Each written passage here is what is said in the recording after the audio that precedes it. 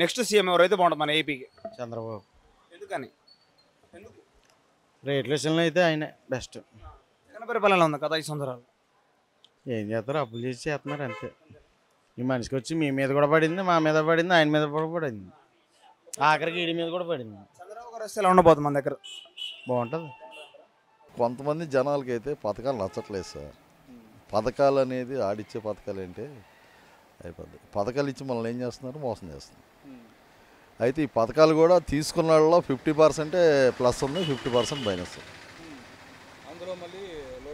లోటుపాట్లు ఉన్నాయి. వాలంటీర్ వ్యవస్థ అయితే మాకు తెలిసిన బట్టి చాలా వేస్ట్ అని అంటున్నారు. అక్కడ కూర్చొని సచివాలయాల్లో 20 మంది ఏం చేస్తున్నారో తెలియదు, కూర్చొని ఓరంగా అటు ఇటు తిరుగుతున్నారు, అంతకంటే చేసేది ఏం లేదు. అదొక చాలా దరిద్రమైన వ్యవస్థ అంటున్నారు. జనాల్లో అయితే మాత్రం అది ప్రతి ఓడు అదే అంటున్నాడు.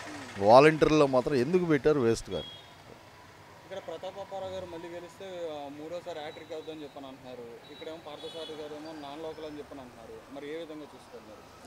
లోకల్ పార్సాద్ గారు కూడా నాన్ లోకల్ కాకపోయినా గెలిచారుగా, 1-2 సార్లు గెలిచారు కదా, గెలిచి మంత్రి చేశారు కదా ఆయన. చేసినప్పుడు ఇప్పుడు ఓటింగ్ శాతం ఎలా ఉంటుందంటే సైకిలా ఫ్యానా అనే డిసైడ్కి వచ్చారు జనం. క్యాండిడేట్ ఎవరనేది మర్చిపోయారు.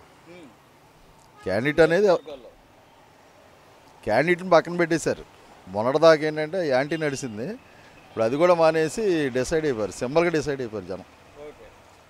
అది ఫ్యాన్ అంతే.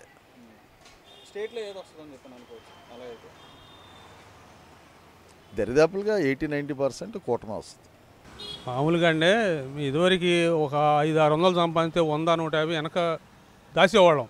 ప్రస్తుతం పరిస్థితుల్లో ఈ 500-600 కూడా చాలట్లా. అట్లాంటి పరిస్థితుల్లో ఇది అవుతున్నామండి. నిత్యాలు బాగా పెరిగిపోయినాయి, ఓపిక తగ్గిపోయింది, ఇన్కమ్ తగ్గిపోయింది, అలా ఉందండి. అవునన్న, 3 పార్టీలు అన్న, 3 పార్టీలు.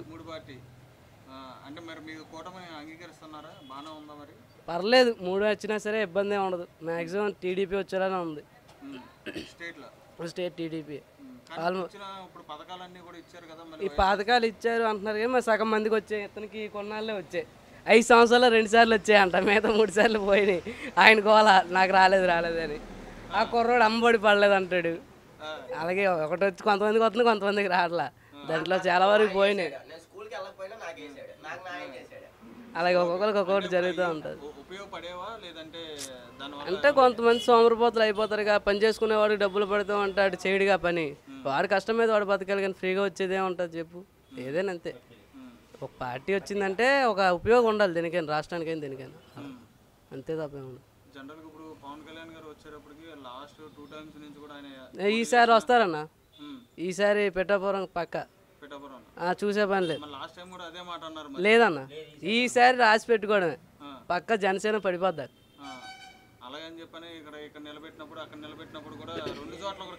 లేదు, ఈసారి ఇంకేం జరిగినా అనవసరం, పక్క జనసేన తిరిగిలేదు, పవన్ కళ్యాణ్ పడిపోద్ది అంతే. చేస్తున్నారుగా, మొన్న ఇక్కడ జనసేన వచ్చిందిగా, టీడీపీ వెనకాల మన కొలిసి పార్సాది వెనక ఎంతమంది జనం వచ్చారు జనసేన. అలా ప్రతి దగ్గర ఉంటుంది, సపోర్టింగ్ అనేది లేకుంటే లేదు, ఖచ్చితంగా వస్తుంది, ఇబ్బంది ఉండదు. టీడీపీకి జనసేన బాగానే ఉంటుంది, అయిద్ది. మంది నెగిటివ్ అయితే వైజాగ్ అన్న, ఇలా మామూలుగా ఇక్కడ వర్క్ కోసం నేర్చుకోవడానికి సంథింగ్ వస్తాం మనం అంతే. ఇక్కడ మాత్రం కొంచెం పోటీ అన్న, ఏది వచ్చినా సరే వచ్చిన తర్వాత వచ్చింది అనుకోవడమే, టఫే. ముద్రపోయిన అదే, ఈ ముద్రపోయినా పార్సాది వీరిద్దరు ఒకటి ఉంటున్నారు, లేదా జగన్, అది మన నాని గారు, వాళ్ళిద్దరు కలిపి. ఇప్పుడు నానిగారు ఒకరు అయిపోతున్నారు, ఇప్పుడు ఇటు వస్తున్నాను ముద్రపోయినా. అలాగే చెప్పలేం, ఈసారి టఫే, వచ్చిన తర్వాత వచ్చారు అనుకోవడమే. న్యూజిలాండ్ మాత్రం చెప్పలేం, డౌటే. అలా కొన్ని ప్లేసులు టఫ్ ఉంటాయి అంటున్నారు, మరి డౌటే అది, చెప్పలేము. అంటే 21 సీటు ఎమ్మెల్యే ఇంక చూసేది లేదు, అయిపోద్ది. ఎమ్మెల్యే పక్క పెట్టకపోవడం ఇంకా ఫిక్స్, అది అయిపోయింది, 1 సైడ్ అది ఇంకేసినాం. చంద్రబాబు రావాలి. చంద్రబాబు ఎందుకని? ఏదో ఎవరైనా కూలికెళ్తానే కదా. ఏమో మరి టీడీపీ వస్తుందో వైఎస్ఆర్ వస్తుందో తెలియదండి ఇక్కడ పక్కాగా. అటు ఇటు అంటారు, అసలు ఇంకేం ఇన్ఫర్మేషన్ ఇంకేం రాలే. అట్లా స్టేట్లో టీడీపీ వస్తుందని అంటారండి. మరి డెవలప్ అయిందా స్టేట్? ఏం డెవలప్మెంట్ ఏం లేదండి. అలాగే ఉందండి, డెవలప్మెంట్ ఏం లేదు. అందరికీ పథకాలు వస్తున్నాయి, ఎవరో కష్టపడలేదు, చక్కగా అందరికీ బాగానే ఉందని చెప్పని అంటున్నారు కదా. ఏం కష్టపడ్డామండి. మందు సీజా 230 రూపాయలండి క్వార్టరు. 230 రూపాయలు అంటే ఏం మా పేదవారం ఏం తాగుతామండి అసలు, తాగలం అసలు. అంటే ఇప్పుడు మందు రేట్లు మద్యపాన నిషేధం చేస్తా అన్నారు, కానీ తర్వాత మందు రేట్లు పెంచి తగ్గించే పద్ధతిలో తీసుకెళ్తామని చెప్పని అన్నారు. ఏమి తగ్గలేదండి. తెలంగాణలో ఎంసీ బాంది 170 రూపాయలండి, ఇక్కడ 250 రూపాయలండి. 130 రూపాయలు సీసాలంటే లేవండి. 230 రూపాయలు ఇటు కొనుక్కోవడం నేత వెళ్ళిపోవటమే అంతే. మందు అనేది లేదు. కొత్త కొత్త బ్రాండ్స్ కూడా ఉన్నాయి కదా, కొత్త కొత్త బ్రాండ్లు. అస్సలు పాత మందు అనేది లేదండి, అంతా కొత్త మందే. అప్పుడు వచ్చే మందు అనేది లేదు, అంతా కొత్త మంది. తెలంగాణ మందు ఇబ్బంది ఏంటండి. నాదాలు బాధలు 200 చేస్తే ఇంటికాడ 30 తెచ్చుకొని ఇంటికి అక్కడ క్వార్టర్ కొంటే ఆడవాళ్ళు ఇంటికాడ కుదరదు అంటారు. పని చేసి 230 రూపాయలు క్వార్టర్ కొనుక్కొని, గ్లాసులు కొనుక్కొని, ఇవి కొనుక్కొని, అవి కొనుక్కొని, ఎన్ని బాధలండి అసలు. 130 రూపాయలు 230 రూపాయలు అంటే సామాన్యుడు అసలు మందు తాగలడా? ఆ తాగినా మందు ఏం పని చేస్తుందా? తాగడం సొరన తీయడం తింపేయడం అంతే. ఆ మందు ఏమి పని చేయట్లా, మరీ దారుణం. తాగుతామండి సాయంత్రం పూట ఎంతోకంత తాగాలి, తాగపోతే మేము పడుకోలేము, నిద్ర పట్టదు. ఆ మందు 230 రూపాయలు. అసలు పనులన్నీ లేవండి. సామాన్యుడు అసలు ఇల్లు కట్టాలన్నా, ఐరన్ కొనుక్కోవాలన్నా మరీ దారుణం రేట్లు. సామాన్యుడు అసలు బతకలేడండి. కూటమి రావాలనుకుంటామండి. అంటే ఈసారి మార్పు జరగాలని. లేదు జగన్ వల్ల కొద్దిగా ఇసుగుపడి మేము జగన్కే ఓటేసాం కిందసారి. ఈసారి కొద్దిగా ఇబ్బందులు పడుతున్నామండి. కార్మికులు ఏమన్నాయండి, కూలి రైతులు ఎవరైనా ఏమన్నాయండి, ఆయన వల్ల చాలా మనం ఇబ్బంది పడ్డామండి. సరైన కాంట్రాక్టులు లేక ముఠావాళ్ళకి పనులు కూడా లేవు. దానివల్ల మేము చాలా ఇబ్బంది పడ్డాం.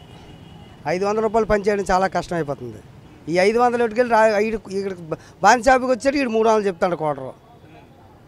ఈ డబ్బులు ఎక్కడ సరిపోతుంది? ఒక క్వార్టర్ వేసినట్టుకైతే సరిపోతుంది, 2 వేసుకున్నట్టుకైతే ఇంటికా డబ్బులు తేవాల్సి వస్తుంది.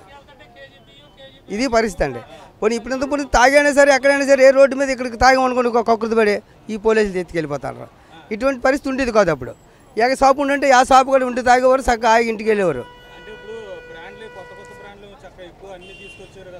ఈ కొత్త కొత్త బ్రాండ్ల వల్ల కొంతమంది జారిపోతానండి, వెళ్ళిపోతానండి, జనాభా తరిగిపోతాను. పాత బ్రాండ్లు ఎప్పుడైతే లేవో కొత్త బ్రాండ్లు వచ్చిన వల్ల జనాభా తగ్గుదల వస్తానండి. అది జరగని పని అండి, ఏ ప్రభుత్వం వచ్చినా జరగని పని. అది చేస్తే మంచిదే. ఒప్పుకుంటామండి, మద్యపాన నిషేధం చేస్తే ఒప్పుకుంటాం, కానీ చేయలేరు. అది వాస్తవం అండి. ఏ ముఖ్యమంత్రి వచ్చినా చేయలేకపోంటాం. ఇక దాని గురించి వదిలేయండి, అది ఎలాగో చేయలేరు. చేస్తే మంచిదే. మన స్టేట్లో చంద్రబాబు నాయుడు రావాలండి. ఈసారి చంద్రబాబు నాయుడు రావాలండి. తెలుగుదేశం వస్తే ఈసారికి వస్తే బాగానే ఉంటుందండి. ఒకసారి ఒక పక్క తప్పుకోండి అనుకోండి, కొద్దిగా తెలుస్తుందని, అంతకంటే ఇంకేం కాదండి. నూజివేళ్ళ పరిస్థితి ఏముందంటే కొంచెం తెలుగుదేశం మీదే ఉంది కొంచెం, అంతే.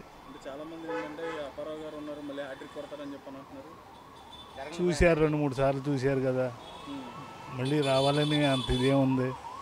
చూసాం, అందరినీ చూసాం, 2-3 సార్లు చూసాం.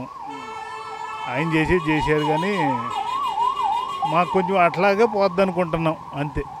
అది అంటే ఇక్కడ నూజివీడుకి వచ్చేటప్పుడు ప్రత్యేకత ఏంటంటే ఎప్పుడు కూడా లోకల్ ఉన్న లీడర్కే గెలుస్తాడని చెప్పనే ఇది ఉంది కదా. మరి పార్థసారథి గారు నాన్ లోకల్ అవుతున్నారు కదా, మరి దాన్ని బట్టి చూసుకుంటే ఎలా ఉండబోతున్నారు? ఈసారి మాత్రం అంత కనపడతలేదయ్యా, అది మారుతుందేమో అనుకుంటున్నాం మేము. కూటమి గెలుస్తుంది అనుకుంటున్నారా? అంటే జనసేన 3 లాగుద్ది అనుకుంటున్నాం, కలిపి లాగుద్ది. ఎందుకని మార్పు కావాలా అని జనం. బాగుంది ఇది, అదే కొంచెం పర్లేదు అనిపిస్తుంది, అది మా ఉద్దేశం, అంతే. నూజివీడులో మాకు 80% టీడీపీకి ఉంది, కూటమిలో ఉంది. తర్వాత ఎందుకంటే ఈయన చేసిన పనులు చాలా పనులు ఏమి చేయలే నాయన గారు. రోడ్లు లేవు, అది లేదు, ఇది లేదు. ఒక వార్డుకి వచ్చి చూసింది లేదు. ఏ బాబు ఇట్లా ఉన్నావేంటి, ఏముంది మీ వార్డు ఈ పరిస్థితి ఏంటి అని అడిగింది కూడా లేదు మాకు. ఏది ఇప్పుడు కావాల్సినప్పుడు వస్తారు, ఇప్పుడు దండం పెడతారు, వెళ్ళిపోతారు అంతే. ఓటు వేయమని వెళ్తారు, అంతగాని ఏం కనపడతారు. అదండి. అంటే ఇప్పుడు ఏంటి చాలా మంది ఏమన్నారు ఆ మధ్య పవన్ కళ్యాణ్ గారు సీఎం కూడా అవ్వాలని చెప్పని అంటున్నారు. పవన్ కళ్యాణ్ గారు సీఎం అవ్వలేండి, ఎవరు అయినా నాకు వద్దన్నాడు కూడా. ముందు మాకు పార్టీ గెలిస్తే చాలు, తర్వాత నేను చూసుకుంటా అంటున్నారండి లెక్క. అయితే ఈ 2024 ఎలక్షన్లో ఏది గెలుస్తుందని చెప్పండి పైన స్టేట్లో కూడా టీడీపీ వస్తుందని మా అభిప్రాయంలో ఉంది మరి చాలా మట్టుకి.